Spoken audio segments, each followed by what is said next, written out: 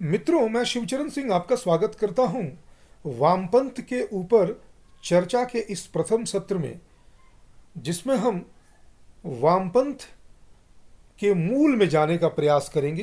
कहने का मतलब, वामपंथ के उदय को हम इतिहास में कहाँ से ट्रेस कर सकते हैं, उसको स्पर्श करने का प्रयास करेंगे और फिर इस चर्चा को हम वर्तमान तक लाएंगे, जहां इसके कुप्रभावों से हमें आज रूबरू होना पड़ रहा है, लड़ना पड़ रहा है।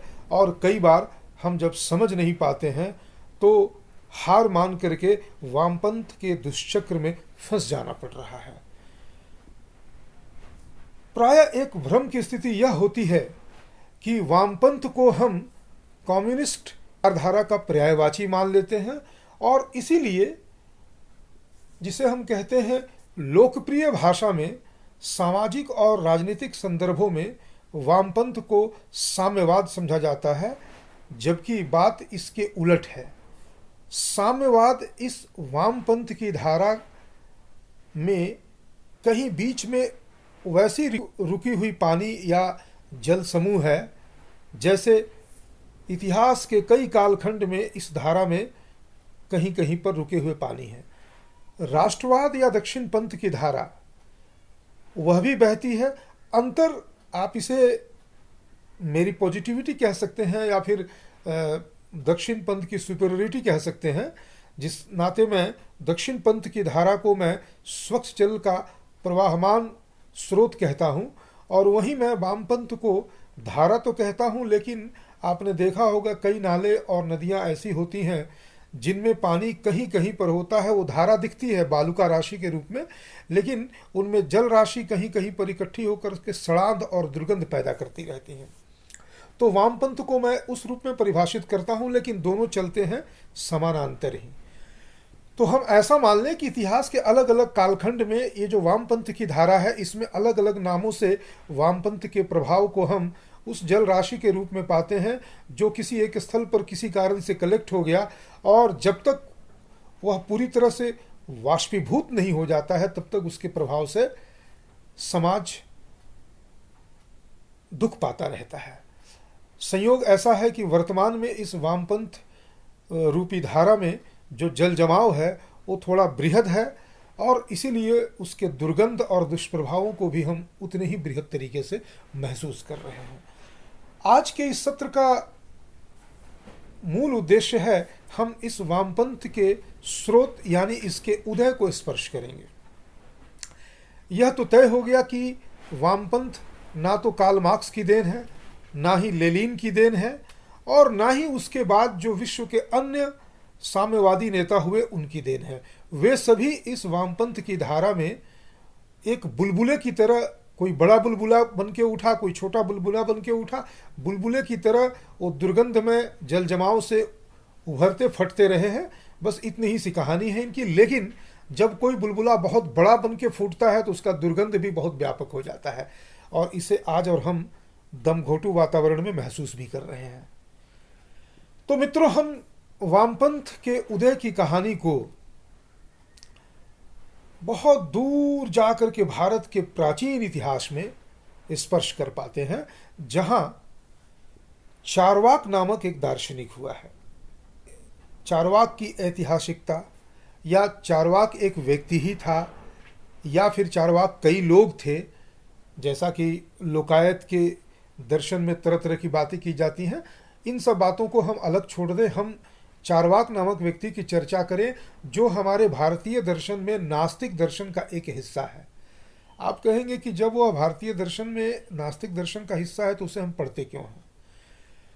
जब हम अपने जीवन पथ पर आगे बढ़ते हैं तो हमें उन सब चीज़ों को जानना होता है जो सकारात्मक हो, और सकारात्मक के साथ साथ चल रहे उन सभी समानांतर नकारात्मक, तिमिर, अंधकार और खतरा पैदा करने वाले, त्रासदी पैदा करने वाले चीज़ों को भी समझना होता है। क्योंकि जब हम नदी की धारा में अनुकूलता से हम जब नाव पर चलते हैं तो हमें इस बात का स्मरण भी रखना पड़ता है कि यदि बाढ़ आ जाए तो गांव जलमग्न होकर के एक महा त्रासदी की भूमिका निभा देती है। ऐसे में हम सब चीज़ों को जानते हैं, और हम चूँकि जब भी चलते हैं तो हमारे साथ अगर पॉजिटिविटी होती है तो नेगेटिविटी भी ठीक पैरेलल में अपनी संभावना को उतनी ही प्रबलता के साथ बनाए हुए रख करके चलती है। इसलिए समझना बहुत ज़रूरी है। तो मैं चर्चा कर रहा था चारवाक की।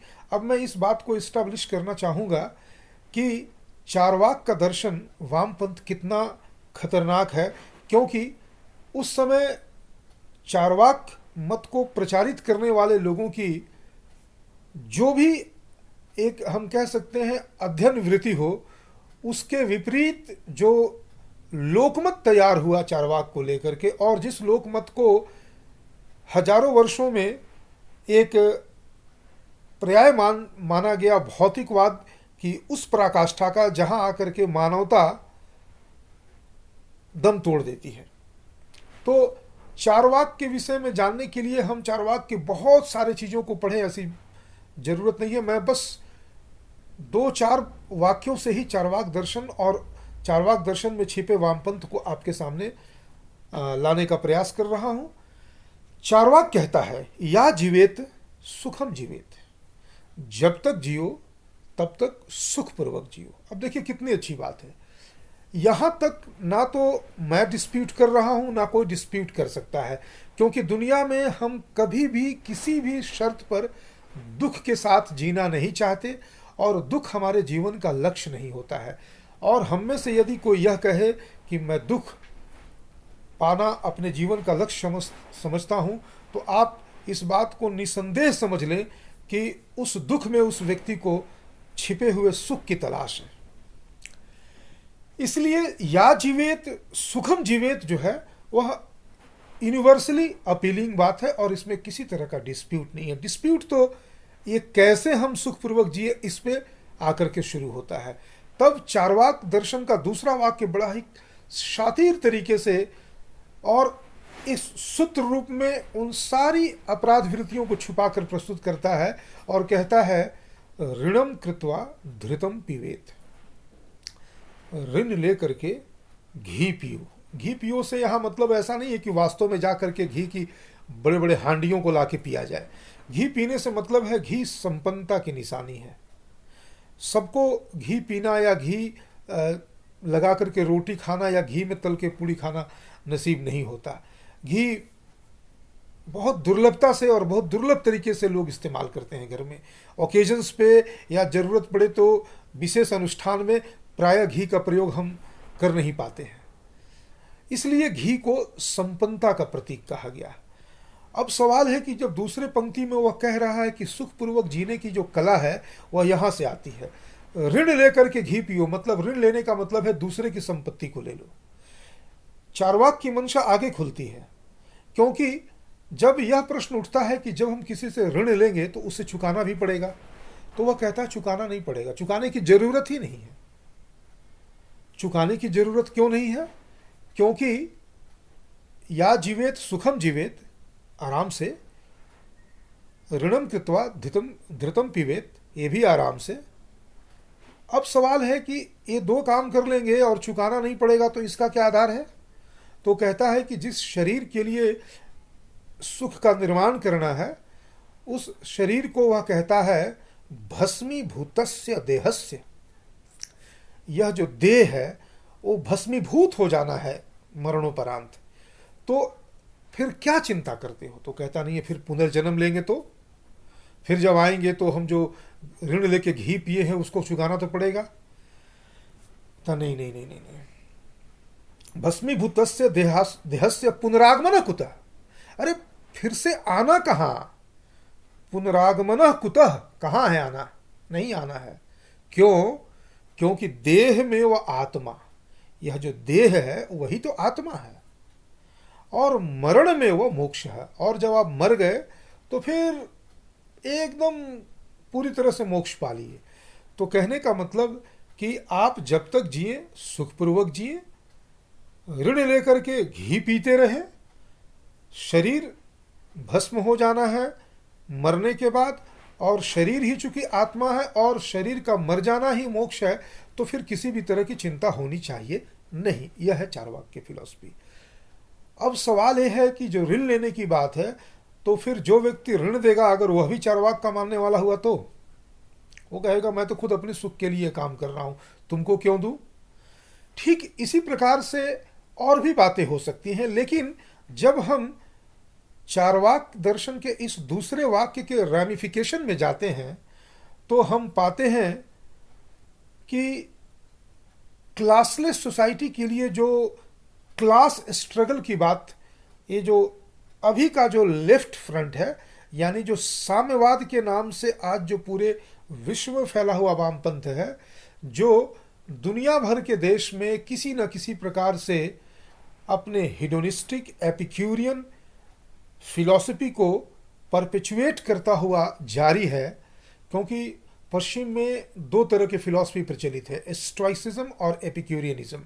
यानी एक जगह जहाँ संयम की बात कही जाती है, त्यागपूर्ण जीवन की बात कही जाती है, और दूसरे तरफ एपिक्यूरियनिज्म में लोग कहते हैं जो करना है, जैसे करना है, जब करना है, जहाँ करना है, जिसके साथ करना है, जिस तरीके से करना है। कहने का मतलब वो चारवाक फिलॉसफी की ही एक प्रतिध्वनि के रूप में आता है। चारवाक दर्शन के प्रतिध्वनि के रूप में ये जो कम्युनिस्ट नामधारी पार्टियों का जो मूल सिद्धांत है वह कहता है कि समाज में कुछ लोग अमीर हैं, कुछ लोग गरीब हैं। अमीरों ने अपनी अमीरी गरीबों को शोषित करके कमाई है, इसलिए गरीबों का अधिकार है कि वो एन तेन प्राक्रेन अमीरों को लूट लें, उनके धन संपदा का नाश कर दें और उस संपत्ति को आपस में बांट लें। ये कम्युनिस्ट नामधारी पार्टियां कहती हैं। इस्लाम को मानने वाले भी ऐसा ही कहते हैं। इस्लाम का जो फाउंडर था मोहम्मद बिन अब्दुल्लाह, वह भी ऐसा ही कहता है। हालांकि उसमें वामपंथ का एक दूसरा रूप झलकता है। वह अमीर गरीब की बात नहीं कहता है, वह कहता है कि जितने लोग इस्लाम को मानने वाले हैं वे सभी तो एक तरफ के लोग हो गए, और बाकी जितने भी लोग दारुल हरब में रहने वाले हैं, यानी अंधेरे में, तिमिर में रहने वाले लोग हैं, वे सभी इस चीज के अधिकारी हैं कि उन्हें मारा जाए, पीटा जाए, उनकी धन संपत्ति, उनकी स्त्रियां, बच्चों, उनके पशु, जितने भी तरह की संपत्ति है उसको लूट लिया जाए। अगर वो क्षमा याचना करते हैं और कहते हैं कि हम भी तुम्हारी तरह मुसलमान बन जाए, तब तो उनको छोड़ करके अपने में शामिल कर लो, नहीं तो उन्हें इस धरती से जहन्नम में पहुंचा दो जहां वो हेल फायर में चलेंगे। तो इस तरह के रैमिफिकेशन के साथ ये जो वामपंथ है वह हर जगह फैला हुआ है।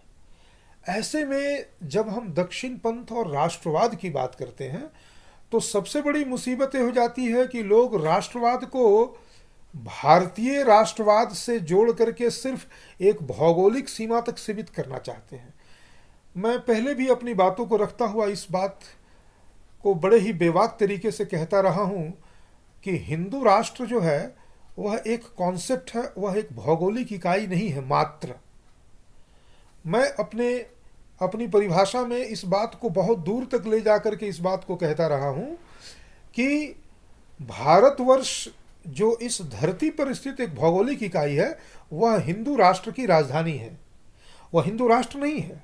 हिंदू राष्ट्र तो बहुत ही व्यापक है, वह पूरे विश्व में अलग अलग तरीके से किसी किसी कोने में, किसी किसी खास जगह में फैला हुआ है। जहाँ जहाँ मानवता है, जहाँ जहाँ लोग दक्षिण पंथ को मानने वाले हैं, त्याग और संयम को मान करके, मानव को मानव समझ करके, एक दूसरे के प्रति सहानुभूति, दया और करुणा की भावना को रख करके इस धरती को सुंदर पा करके और सुंदर छोड़ करके चले जाने के विचार को रखने वाले लोग हैं, वे सभी इस हिंदू राष्ट्र के वासी हैं और उनकी राजधानी है भारतवर्ष। जैसे हम दिल्ली हर बार जा नहीं पाते यद्यपि वो हमारी राजधानी है, उसी प्रकार से हो सकता है कि दक्षिण अमेरिका के सुदूर किसी गांव में एक व्यक्ति रहता हो जो बड़ा ही भोला भाला और सादा जीवन जीने वाला हो। उसी की तरह कोई दूसरा व्यक्ति अफ्रीका में होगा, कोई नॉर्थ अमेरिका में होगा, कोई यूरोप में होगा, कोई ऑस्ट्रेलिया में होगा, कोई किसी अन्य देश में होगा, और यहाँ तक कि कोई पाकिस्तान और बांग्लादेश में भी होगा। क्योंकि अच्छे लोग और अच्छी सोच रखने वाले लोगों की इस धरती में यदि कमी हो जाएगी तो वह धरती या तो रेगिस्तान हो जाएगी या फिर जलमग्न हो जाएगी। इसीलिए ये लोग हर जगह रहते हैं। ऐसे में हम जब चार्वाक दर्शन की बात कर रहे हैं तो इसको प्रतिध्वनि करने वाले जो लोग हैं और उनकी विचारधारा को मानने वाले लोग हैं, वे चूंकि बहुतायत में हैं, इसलिए दृश्यमान यह लगता है कि जितने भी मुस्लिम देश हैं वे सभी के सभी पूरी तरह से अमानवीय हैं। ऐसा है नहीं, वहाँ भी अच्छे लोग हो सकते हैं। जैसे हम अपने भारत की बात कर ले, कहने के लिए पूरी दुनिया में भारत की प्रतिष्ठा हिंदू राष्ट्र के रूप में है, हिंदुओं का देश के रूप में है, लेकिन आप तो इस सच्चाई से वाकिफ है ना, हमारे ही देश में मैक्सिमम लोग अपने आप को सेक्युलर कहते हैं। मुखौटा किसका लगाते हैं? मानवता का। हम सेक्युलर हैं, हम सभी पंथों को, सभी धर्मों को मानने वाले। उनकी मंशा क्या होती है? किसी एक मजहब को अपने राजनीतिक स्वार्थ की रोटी सेकने के लिए इस्तेमाल करना और इस्तेमाल करते रहना और इस चीज़ को परपेचुएट करना। तो ऐसे अगर हम इस बात को समझेंगे तो हमें लगेगा कि कहीं ना कहीं जैसे ये जो लेफ्ट पार्टियां हैं वह वामपंथ की एक ऑफशूट है, इस्लाम उसका एक ऑफशूट है, क्रिश्चियनिटी भी एक उसका ऑफशूट है। वो कैसे? क्योंकि क्रिश्चियनिटी भी किताबी मजहब होने के नाते इसी बात को इको करता है और कहता है कि इस दुनिया में जितने लोग बाइबल को मानने वाले हैं, क्राइस्ट को सन ऑफ गॉड मानने वाले हैं, वे तो हेल फायर से बचेंगे, और जितने लोग ऐसा नहीं मानने वाले हैं उनको निसंदेह रूप से हेल में जाना होगा। They will have to burn in inferno. और ऐसा कहकर के हेल हेवन के सिद्धांत में फिर वही बात आती है कि चूंकि we have to save the whole humanity and that is why we have come with the message of Bible and the Christ. और उसके बाद फिर शुरू होता है इस्लाम का ही खेल। बस एक जगह चाकू में धार और तलवार में धार और चेहरे पे क्रूरता, दूसरे में चाकू में उससे अधिक पैनी धार, तलवार उससे भी अधिक नुकीली, लेकिन जुबान पे मधु यानी हनी लगा करके, हनी टंग हो करके बातें वही करते हैं। ये तीनों मूल रूप से वामपंथ के ऑफशूट्स हैं। इन तीनों को हम वामपंथ के ऑफशूट के रूप में अलग अलग सत्रों में चर्चा करेंगे। अब आप कहेंगे कि आप कांग्रेस को कहाँ फिट करते हैं? भारत में जो बाकी के भारतीय जनता पार्टी को छोड़ करके या कुछ राष्ट्रवादी पार्टियों को छोड़ करके बाकियों को आप कहाँ फिट करते हैं? तो मेरा उत्तर होगा कि जो कोई भी पार्टी राष्ट्रहित यानी दक्षिणपंथ यानी मानवता यानी लोगों का सर्व प्रकार से हित को कम से कम चिंतन करने वाला व्यक्ति अगर इस पद से हट करके कुछ खास के हित को साधना और कुछ खास के भी हित को इसलिए साधना क्योंकि आने वाले समय में उस व्यक्ति से और भी तरह के लाभ लिए जा सकें और अपनी सत्ता जो पूरी तरह से भोग के निमित्त कायम की गई हो